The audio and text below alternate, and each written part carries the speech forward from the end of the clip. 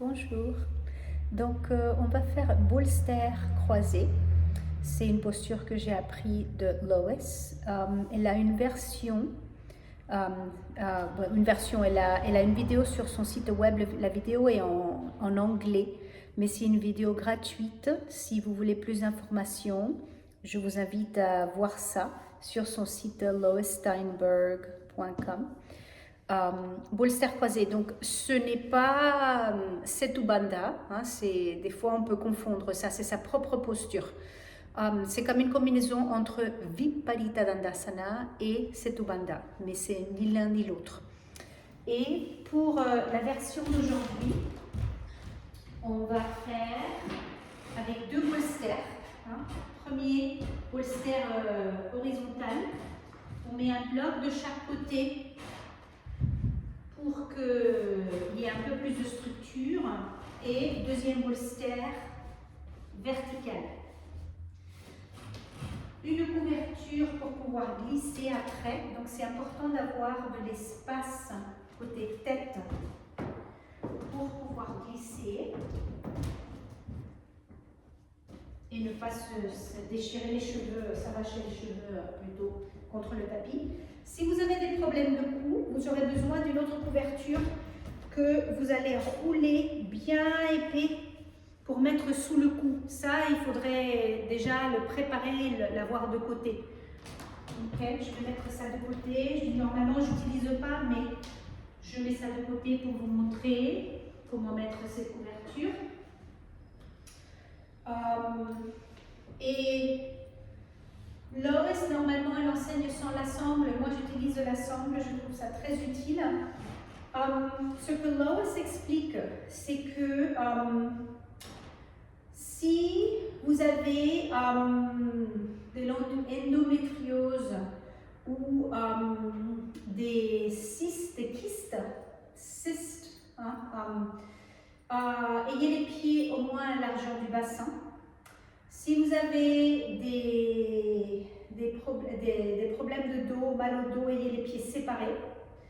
Et pause-ménopause, pieds ensemble. C'est important, pieds joints, pour aider à mieux étirer les parois internes de l'utérus pour la prévention de l'épaisseur de ces parois.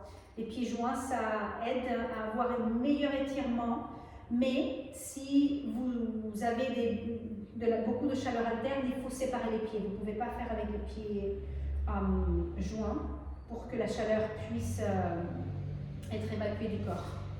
Ok, donc je commence assise, donc juste regardez avant de faire. Je commence assise au bord du bolster, vraiment au bord. Et je vais avoir mes pieds à la largeur de mon bassin.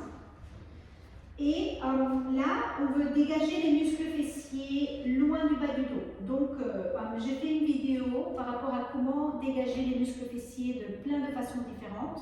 Cette fois-ci, ça va être les muscles fessiers vont aller du haut vers le bas. Donc, je dégage les muscles fessiers, donc je ne suis plus assise sur les ischions. Je suis assise sur la partie charnue des fesses. Et en levant la poitrine, je m'allonge en arrière, tout droit en arrière, et avec mes mains, je tiens ma tête pour allonger la nuque et je laisse que la tête pende en arrière. Voilà. Je prends quelques moments là. Abdomen détendu, diaphragme détendu. Et avec les genoux bien pliés, vous voyez, j'ai rapproché mes pieds de mon bassin. Je veux bien presser les pieds, tenir le bolster sur lequel je suis allongée pour qu'il ne bouge pas. Et c'est mon corps, de façon nette. Je presse les pieds et je recule de façon symétrique et nette. Et je pose l'arrière de ma tête. Donc, la tête part en arrière. Ce n'est pas les épaules. Les épaules ne sont pas par terre. Ça, il faut vraiment être clair par rapport à ça.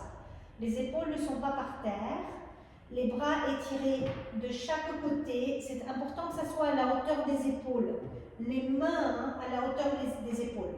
Les bras bien étirés. Tous les ongles par terre.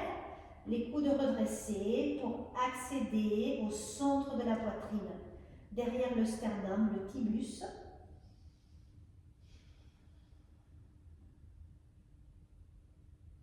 Le thymus est très important pour la santé du système immunitaire.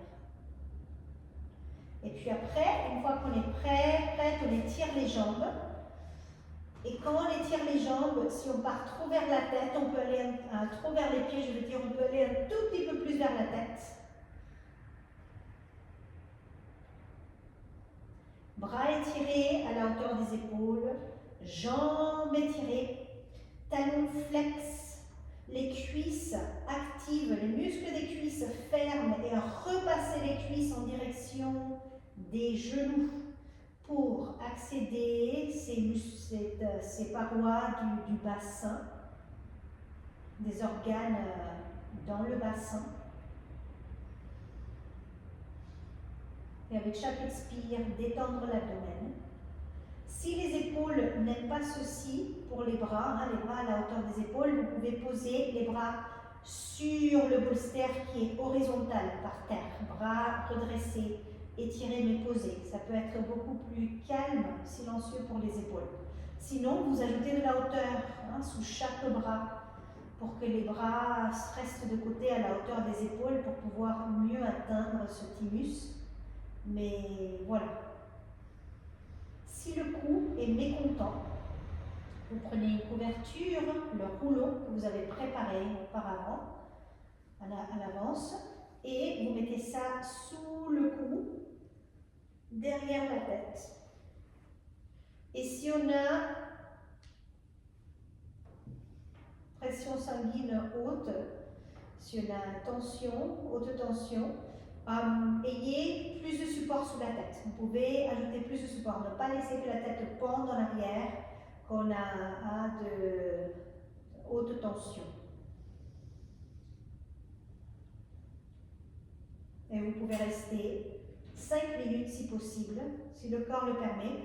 Si le bas du dos se plaint, même avec les pieds séparés, ayez de la hauteur sous les pieds. Vous pouvez prévoir un bolster sous les pieds, un troisième bolster ou quoi que ce soit. De la hauteur que les pieds soient à peu près à la hauteur du bassin. Donc, quand on fait Viparita Dandasana, l'apex de la posture, c'est la poitrine. Là, l'apex de la posture, c'est plutôt le bassin.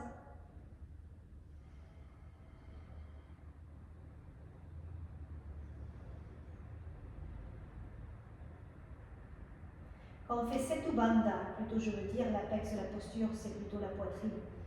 Donc, c'est comme une combinaison entre Setu Bandha et Viparita Dandasana. Comme explique Lowe, c'est sa propre posture.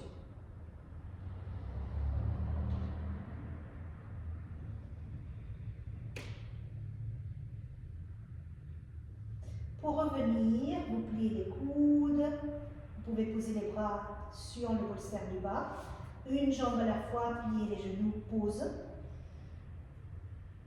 Et restez là un peu, ne sortez pas de la posture tout de suite, laissez que le sacrum ait le temps pour se détendre, s'allonger.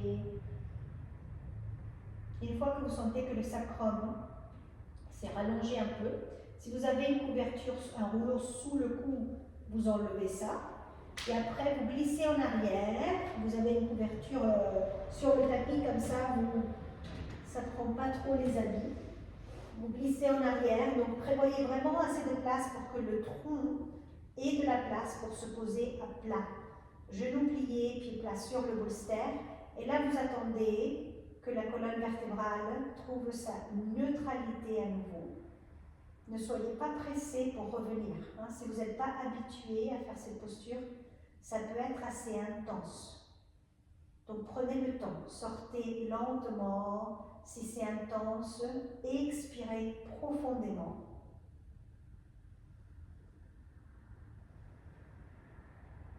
Et quand le corps est prêt, vous roulez sur votre côté sans lever la tête.